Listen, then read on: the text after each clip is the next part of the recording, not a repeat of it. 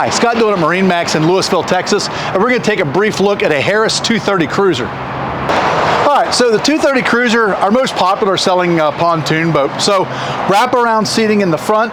There is a pair of cup holders on each side. Anywhere you see the cup holders cut out, there's also going to be a pair of USB ports. So 2 USB ports there, 2 there, 2 here, 2 in the back, 2 at the helm also. So plenty of outlets to keep all of your electronics charged. Storage underneath all of the seats. Coming back here to the helm, there is a 7-inch SIM rad built right into the dash. Wireless cell phone charger here, that way you can keep your cell phone charged. JL Audio Media Master 50 head unit, so good head unit, has a little amp built into it to help power the speakers. Nice flip up table over here. I like it, you can slide a cooler underneath of it, or you can also flip it down when it's not in use to keep it out of the way. SL floor plan, so this floor plan does have a flip-flop backrest. You can flip it like this when you're pulling kids on the tubes or skis, or flip it all the way down flat if you want to use it as a full sun pad.